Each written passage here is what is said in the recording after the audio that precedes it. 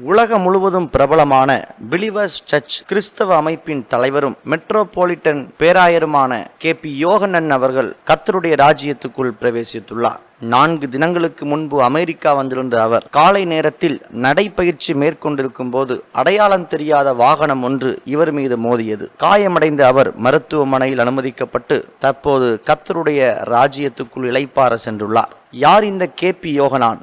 74 வயதான இவர் கிறிஸ்தவ துறையில் உலக அளவில் பல்வேறு எல்லைகளை தாண்டியுள்ளார். 1950 ஆண்டு மார்ச் 8 கேரளாவில் பிறந்த இவர் தனது 8 வயதில் இயேசுவுக்கு தன் வாழ்க்கையை அர்ப்பணித்தார். 16 வயதில் OM என்று அழைக்கப்படும் மிஷனரி இயக்கத்தோடு இணைந்து பணி செய்ய தொடங்கினார். இந்திய துணைக்கண்டத்தில் 8 ஆண்டுகள் பணி செய்த அவர் 1974 ஆண்டு அமெரிக்காவில் இறையியல் படிப்பிற்காக சென்றார். இறையியல் கல்வியை முடித்த அவர் அமெரிக்க தேசத்தில் அங்கீகரிக்கப்பட்ட மத குருவாக செயல்பட்டார். 1979 ஆண்டு போதகர் யோகனன் அவர்களும் அவரது மனைவி கிசல்லா அவர்களும் ஆசியாவிற்கான நற்செய்தி என்ற அமைப்பினை தொடங்கினர். 1974 ஆண்டு மேற்கத்திய உலகம் இவரை சிறந்த எழுத்தாளராகவும் பேச்சாளராகவும் மிஷனரியாகவும் அறிந்துள்ளது. இவர் துவங்கிய விசுவாசிகளின் திருச்சபை அமைப்பில் 10 நாடுகளில் 100 மொழிகளை பேசும் சுமார் 3.5 மில்லியன் மக்கள் இருப்பதாக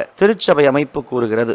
மறைந்த திரு யோகனான் அவர்கள் அமெரிக்க தேசத்தில் 39 புத்தகங்களையும் இந்தியாவில் 200க்கும் மேற்பட்ட புத்தகங்களையும் எழுதியுள்ளார். மறைந்த போதகர் யோகனானின் வானொலி ஒளிபரப்பு ரோட் டு ரியாலிட்டி என்ற பெயரில் அமெரிக்கா, கனடா, இங்கிலாந்து மற்றும் ஆஸ்திரேலியாவில் உள்ள 900க்கும் மேற்பட்ட வானொலி நிலையங்களில் கேட்கப்படுகிறது. கடந்த 25 ஆண்டுகளாக தினசரி ஒளிபரப்பான ஆன்மீக பயணம் என்ற ஆத்மேய யாத்திரை நிகழ்ச்சியும் இவரால் செய்யப்பட்டுள்ளது. 25 ஆண்டுகள் தினந்தோறும் ஒளிபரப்பான இந்த நிகழ்ச்சி 14 நாடுகளில் 113 ஆசிய மொழிகளில் ஒளிபரப்பப்படுகிறது என்பது வானொலி வரலாற்றில் மிக பெரும் சாதனையாக பார்க்கப்படுகிறது. பல்வேறு தேச தலைவர்களோடு தனிப்பட்ட முறையில் நெருங்கி பழகும் வாய்ப்பை பெற்றவர். நாம் தற்போது பார்ப்பது நேபாளத்தின் முன்னாள் பிரதமர் மத்வா குமார் அவர்களோடு எடுத்துக்கொண்ட புகைப்படம். இதுபோன்று பல தலைவர்களோடு நெருங்கி பழகும் வாய்ப்பை பெற்ற இவர் பல்வேறு கிறிஸ்தவ அமைப்புகளையும் இறையியல் கல்லூரிகளையும் உருவாக்கி பல எல்லைகளை தாண்டிய போதகர் பல காரியங்களில் நமக்கு முன்னோடியாக விளங்குகிறார். விசுவாசிகளின் கிழக்கிந்திய திருச்சபையின் ஸ்தாபகராகவும்